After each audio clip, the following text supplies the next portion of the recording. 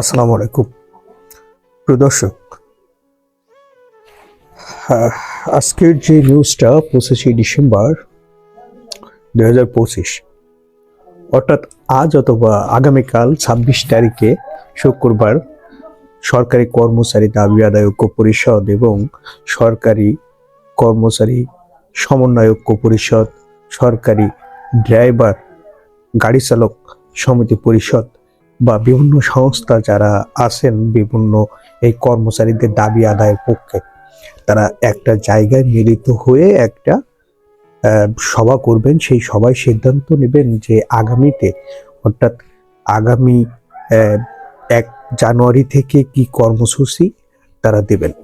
অর্থাৎ যদি 30 ডিসেম্বরের ভিতরে তাদের যে 31 ডিসেম্বরের ভিতরে তাদের যে দাবি অনুযায়ী যে পে কমিশনের চূড়ান্ত সুপারিশ দিতে হবে, বা তাদের দাবি তো ফুল যে সম্পূর্ণই গেজেট প্রকাশ করতে হবে, সেটা না হলেও যদি চূড়ান্ত সুপারিশটা প্রকাশ করে, তবুও আমার মনে হয় যে কর্মচারীরা এই কর্মসূচিতে যাবে না।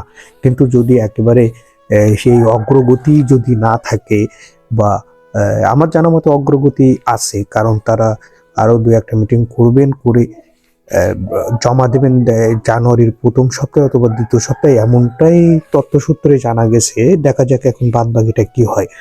আর আগামীকাল 26 তারিখে চূড়ান্ত শুক্রবার চূড়ান্ত মিটিং হবে যে পে স্কেলের দাবিতে এই কর্মচারী দাবি আদায় পরিষদ বা বিভিন্ন সংগঠনের কি রকম কর্মসূচি তারা যাবে। তবে কোনো প্রকার সহিংস কর্মসূচিতে তারা যাবেন বলে আমার মনে হয় না, কারণ ইতিমধ্যে আপনি দেখেছেন যে সচিবালয় ভাতা, আপনারা দেখেছেন সচিবালয় ভাতার দাবিতে 14 জন গ্রেপ্তার এবং তারা সাময়িকভাবে চাকরি থেকে বরখাস্ত হয়েছেন।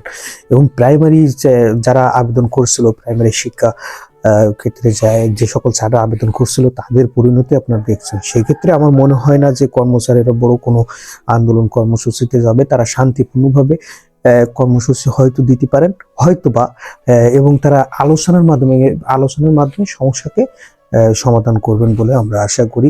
এবং 11তম থেকে 20তম গ্রেডের যে কর্মচারীরা, হিউজ কর্মচারী, এই কর্মচারীদের উপরে দাঁড়িয়ে আছে বাংলাদেশের কার্যক্রম, সরকারি কার্যক্রম। তো সরকারি দৃষ্টি থাকবে এই বৈষম্যকে দূর করে সুষ্ঠু বেতন, সুন্দর একটা বেতন কাঠামো, বৈষম্যহীন বেতন কাঠামো দিয়ে সরকারি চাকরিজীবীদের উৎসাহিত করা। তো ভালো থাকবেন, আর ভিডিওটি ভালো লাগলে অবশ্যই সাবস্ক্রাইব করে আমাদের সাথে থাকবেন। আসসালামু আলাইকুম।